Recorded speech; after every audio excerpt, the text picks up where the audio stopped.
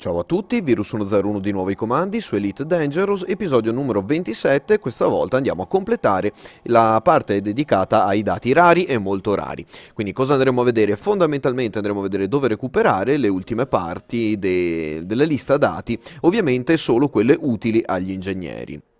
Quindi bando alle ciance e andiamo subitissimo a vedere di cosa parleremo e di cosa tratteremo all'interno di questo video.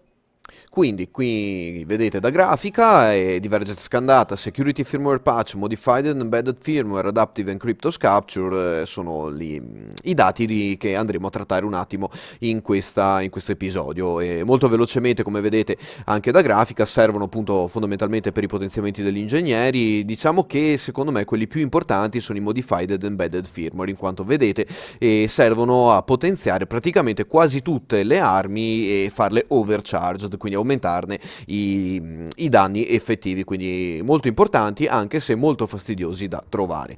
E detto questo andiamo un attimo a chiudere le descrizioni in generale e passiamo invece alle descrizioni delle tecniche su come appunto ottenerli, perché ovviamente come dicevamo richiederanno scansioni dei data point sulle basi quelle permanenti all'interno di Elite, e questa cosa purtroppo richiede un po' di attenzione e una gran buona botta di abilità di utilizzo del trabicolo a rotelle, altresì detto SRV Scarab.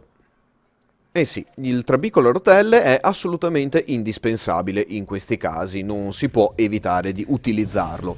E perché? Perché dovremmo andare sulle superfici planetarie, appunto in queste basi. Le basi sono di 4 tipi fondamentalmente, di tipo industriale, esplorativo, scientifico o estrazione. 4 tipologie sono ricorrenti, quindi li troveremo praticamente ovunque su molti pianeti differenti. Quelle che noi dovremmo cercare saranno quelle di medium security.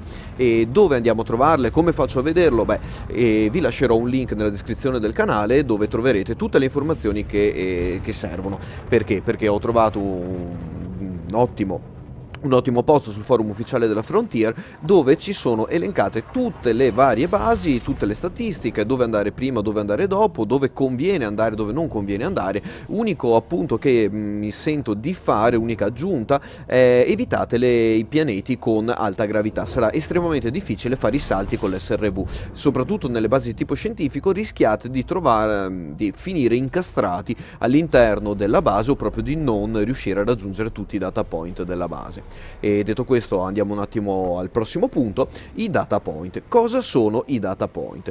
I data point fondamentalmente sono delle antenne dei punti dati tradotto in italiano e alle quali noi ci collegheremo, quindi ci avviciniamo, tiriamo fuori la torretta e il data point si eccita, si impenna, noi selezioniamo il data point e premiamo il tasto relativo per fare la scansione. Una volta terminata la scansione partirà un timer di 1 minuto, 2 minuti, 3 minuti, dipende da base a base, e entro quel tempo dovremo scansionare il data point successivo.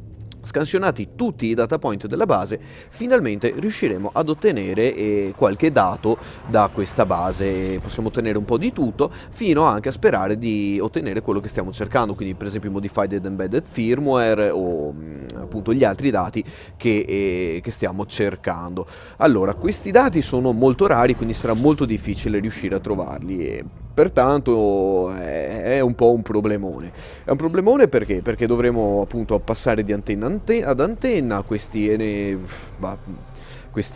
chiamiamole così antenne, perché insomma sono un po' falliche, diciamo. Alla Frontier hanno un po', secondo me, sbagliato l'approccio grafico di queste tipologie di antenne e anche un po' l'approccio logico, perché secondo me non ha alcuna logica, non ha alcun senso fare una cosa del genere, però il gioco ce lo richiede, quindi dobbiamo farlo, punto, basta, non ci sono tante alternative. Quindi come dicevo si gira la base, si salticchia di qua e di là pregando di riuscire a trovare questi dati. E in 2 settimane di ricerche, di test e cose del genere, ho trovato solo una base dove ho trovato un po' di modified and embedded firmware, tutto il resto è stato ciarpame, quindi sappiate, preparatevi, mettetevi il cuore in pace, sarà una ricerca molto lunga e frustrante e a tratti veramente vi verrà da spegnere tutto e lasciare lì. Perché? Perché le basi sono tutte uguali, non potete fare login, logout, quindi fate attenzione anche a questa cosa.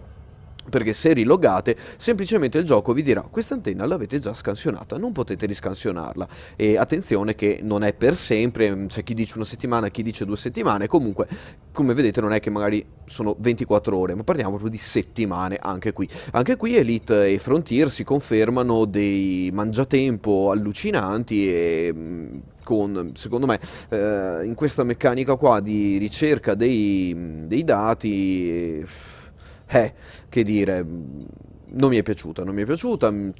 È un po' divertente all'inizio, sì, effettivamente, poi essendo le basi tutte uguali, essendo che noi dobbiamo anche velocemente recuperare tutto, dobbiamo fare tanti materiali perché le armi, anche per esempio se prendiamo una nave larga, sono davvero tante. Passeremo un mese, 10 giorni, no, 10 giorni se ci va bene, ma rischiamo di perdere mesi sopra questa cosa qui, quindi sopra la ricerca di materiali. Anche qui tutto iper randomico, iper casuale, senza nessuna logica. Questi dati non li possiamo comprare, li possiamo solamente ottenere in questo modo.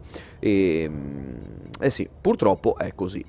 Altro da dire non ce n'è, abbiamo visto praticamente esaurito completamente l'argomento scan data point, mission e altre cose, e unico appunto veloce, i mission points scan, quindi tutti i data point, i point of interest generati dalle missioni saranno magari un unico, singolo e semplice data point lì presente su un piccolo settlement o un piccolo building. Sì, andate sulla base, prendete la missione, vi fiondate sul pianeta e fate appunto la scansione del data point.